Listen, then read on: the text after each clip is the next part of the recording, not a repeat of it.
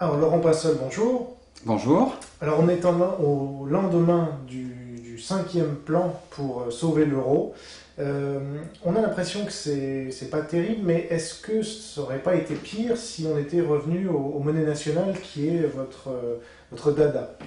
Alors je pense que c'est une très bonne question et qu'elle correspond bien à l'état d'esprit des Français aujourd'hui. C'est-à-dire qu'il y a beaucoup de Français qui se disent que cette monnaie unique est vraiment mauvaise pour l'économie, mais il y a un vrai doute et on se demande si finalement revenir aux monnaies nationales serait une bonne chose.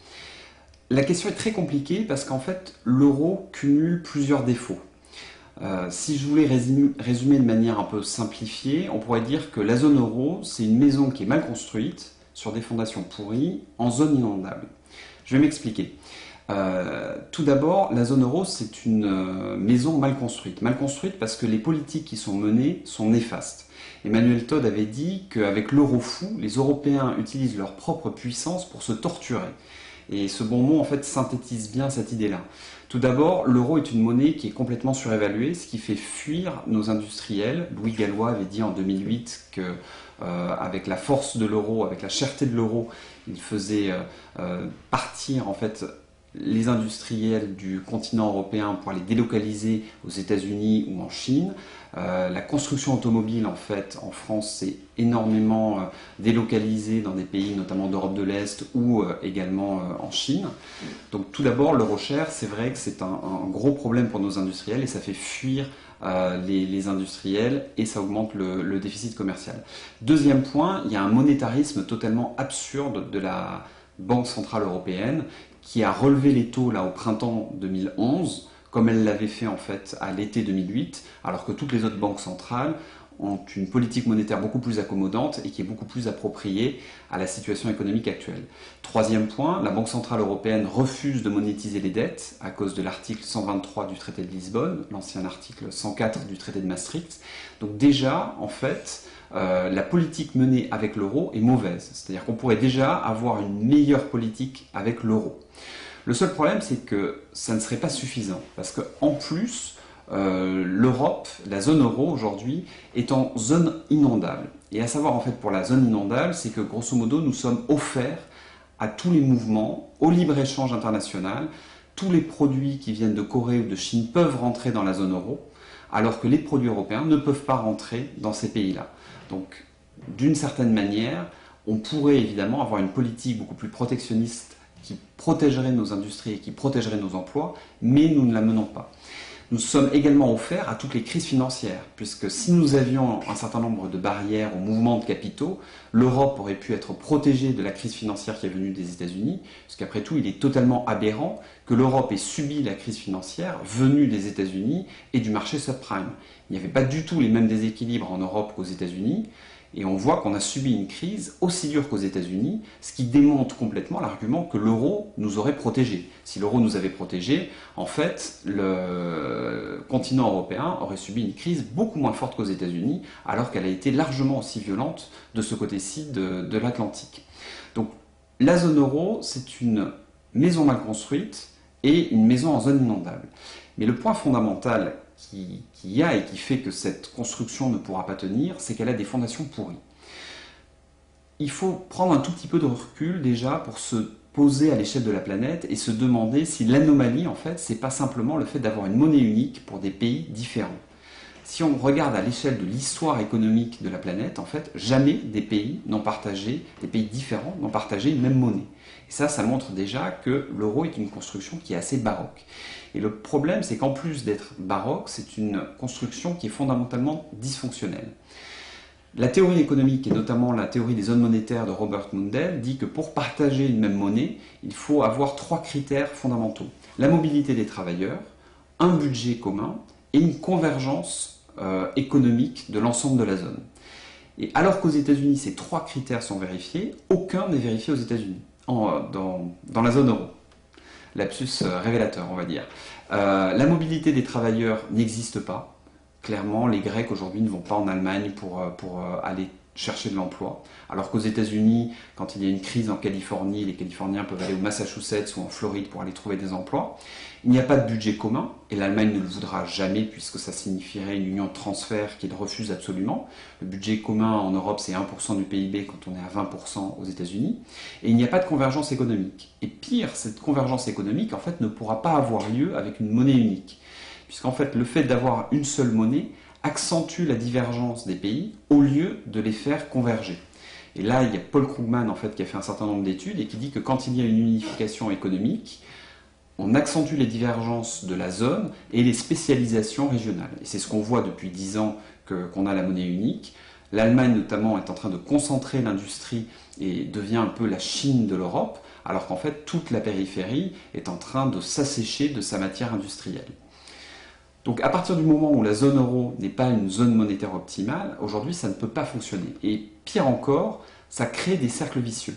Ça crée 3 cercles vicieux. Le premier cercle vicieux, c'est une compression des salaires. C'est-à-dire qu'avant, quand on avait des monnaies nationales, quand un pays voyait ses salaires progresser plus que le voisin, il pouvait réajuster au bout de quelques années en dévaluant légèrement sa monnaie. C'est ce qui s'est passé dans les années 70 et les années 80. Et à l'époque, on avait quand même entre 2 et 3% de croissance, contre 3 fois rien aujourd'hui. Avec une monnaie unique, le pays qui voit ses salaires augmenter plus que le voisin perd en compétitivité prix de manière irrévocable. Et donc du coup, ça risque de provoquer une course sans fin aux salaires les plus faibles pour gagner en compétitivité par rapport aux voisins. Et c'est ce que l'Allemagne a compris avant tout le monde, puisqu'ils étaient rentrés dans l'euro avec des coûts salariaux supérieurs à tout le monde. Donc ils ont baissé les coûts salariaux depuis 10 ans pour retrouver la compétitivité.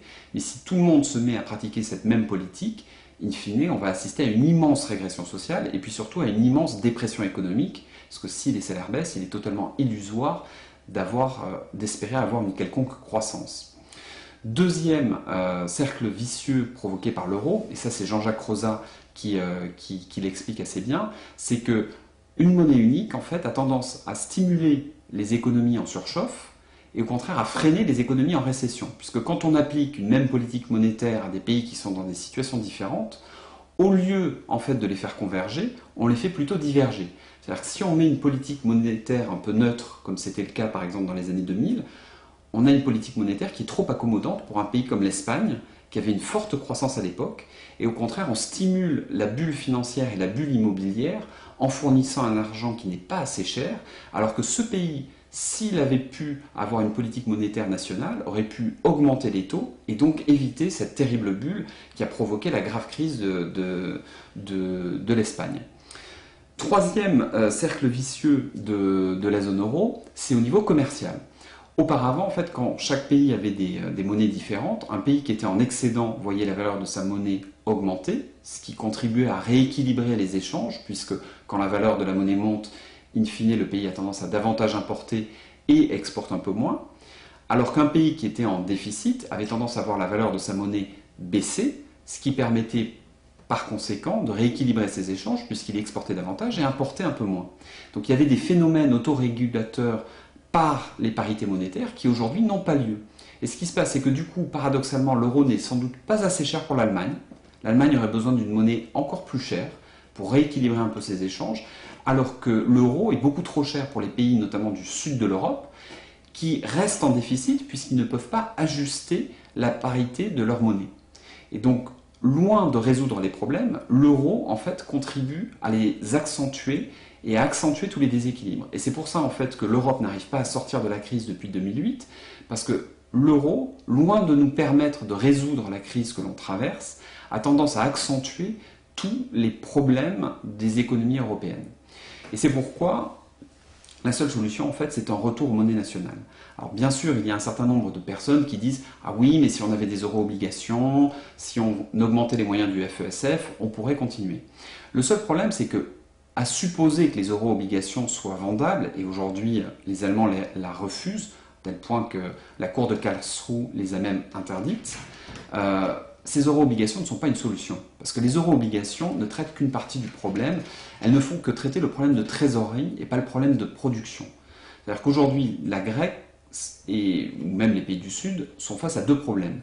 Un problème de financement de leur dette actuelle et deux, un problème de relance de la production, tout simplement pour avoir de la croissance et créer des emplois. Or, les euro-obligations ne règlent que le premier point et en aucun cas le deuxième. Et pour avoir les euro-obligations, il faut une politique d'austérité qui, au contraire, a tendance à détruire la croissance, comme on le voit depuis 2 ans en Grèce. Donc en fait, on ne réglerait absolument pas les problèmes de l'Europe, on ne ferait au contraire qu'accentuer l'austérité qu'il y a dans les pays du Sud, accentuer le malaise économique, et cela imposerait des transferts infinis que l'Allemagne, ni même la France, ne sont prêts à faire dans les années à venir. Du coup, la seule solution aujourd'hui, c'est un retour aux monnaies nationales.